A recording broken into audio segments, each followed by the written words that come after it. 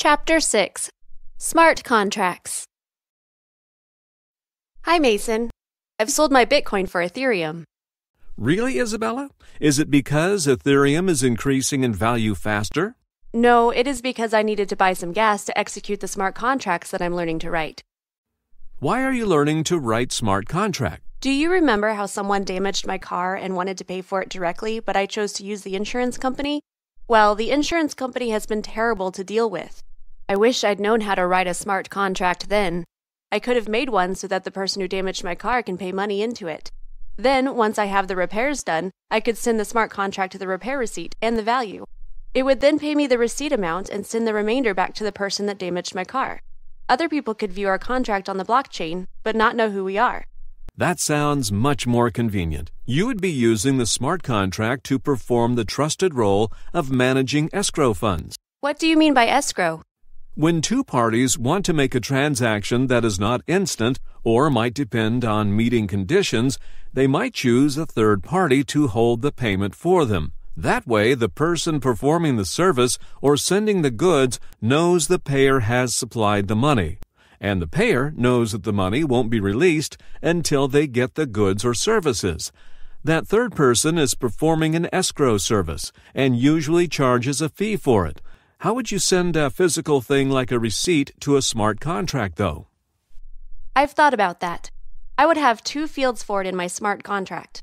One would be the web address where I uploaded it. The other would be for a hash of the file so anyone can prove that the file has never been changed. Wow, you've come a long way since I told you that the Ethereum network supports a Turing-complete programming language. How did you manage? It was not as hard as I thought. There are lots of tutorials on the internet about how to get set up and how to write the code. There is more than one language on the Ethereum network, but I chose Solidity. And then instead of sending a transaction to an address stored on the blockchain, you can send code to that address. Then, so long as you send that address the correct data, and it has enough Ether, it will run the code like any other computer would. But once code has been sent to an address, it cannot be changed. Only the stored variables can be changed. A smart contract is code stored at an address in the blockchain that can be run by the nodes supporting the network.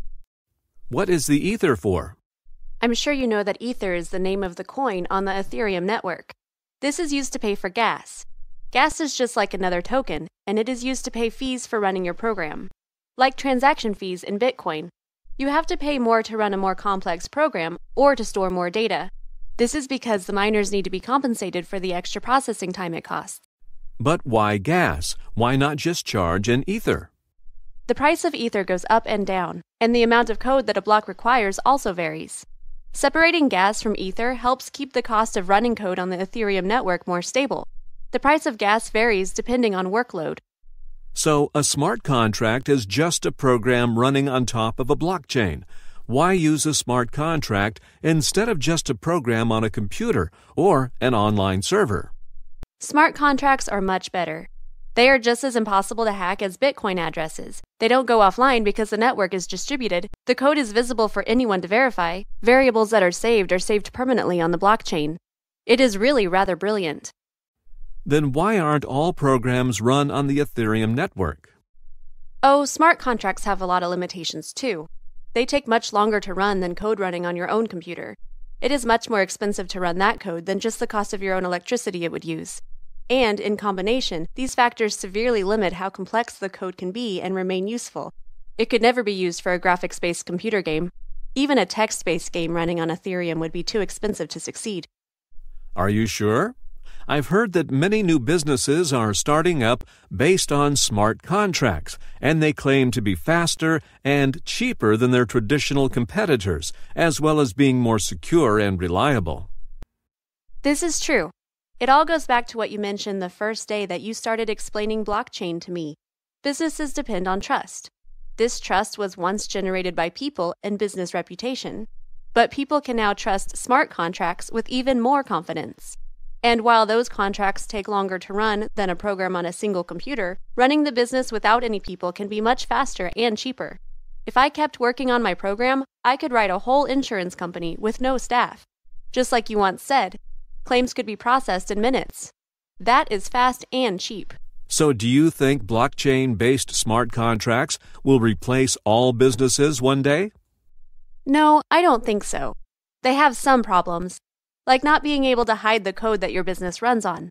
This makes it very easy for others to duplicate and build on your service. If you don't include code to stop it, other businesses could even run your code directly at your address. And updating code means pointing customers to a new address if provisions weren't built in. So you think smart contracts won't change that much after all? No, their potential is still amazing. You can use smart contracts to set up distributed applications called dApps or create a DAO. That is, a distributed autonomous organization. dApps are like more complex smart contracts and don't necessarily manage Ether transactions. But DAOs could even change how governments work. Imagine a business where staff are paid for completing each task, where they get to vote on which clients to keep and which ones to reject, where they get to vote on pay rates or investment in hardware. But there is no boss, no one person keeping most of the profit, and all invoices are paid directly into the DAO, all taxes, rent, and so on paid automatically, and no administration staff are required or take a share of the wages. Okay, that is really impressive. But how would it know what the electricity bill is? The name for a trusted source of information at a specific location on the internet is an oracle. So imagine that the electricity company posted a hash of their electricity charge at a permanent address. The DAO running on the blockchain could read and process the hash and then use that number as the bill. There is a whole new industry growing around providing trusted sources of information as oracles. That could change everything. I think that qualifies as an economic disruptor. I wonder how we'll know when it really starts to change things. We'll see more oracles being created. Larger DAOs will form or outperform competitors. And if governments enact legislation to define responsibility and other business aspects, we'll know changes are definitely on the way. You've taught me so much today. I think you better be the one to ask me questions. Q&A section. Question 1. What does a blockchain need to run smart contracts effectively? A way of interpreting a Turing-complete language. B, a very powerful computer to run on. C, at least as many nodes as it has transactions. D, an agreed encryption protocol that can be run very quickly. A, it needs a Turing-complete language to enable programming. Correct. Bitcoin can do some types of contracts, but the system isn't Turing-complete, so it is limited in what it can achieve. Question 2. What does gas do on the Ethereum network? A, it enables transaction fees to be calculated based on the program code. B, it is a breakdown of Ether into even smaller amounts for paying fees. C, it keeps a record of how much fees users paid for transactions. D, all of the above. Oh, you're good. I always pick all of the above when it is an option, but not this time. And C is almost correct because a record is kept. But that's not what gas does. I'm going with A. You're a good student, Mason. A is correct. And it is the mechanism that enables transaction fees to be more stable. Question 3. What can smart contracts be used for? A, escrow services. B, managing organizations. C, calculating payments. D, all of the above. I'm going with all of the above this time. I thought you'd use up all the letters in the alphabet. Correct. And I could have kept going. There are so many different things that a smart contract can do. Question 4. What are smart contracts not good for? A, operations that use a lot of computational power. B, situations where information is not available at a predictable source. C, applications that don't have access to the internet. D, all of the above. All of the above. They're also not suitable when you want to keep your code or internal processes secret. That's right, Mason.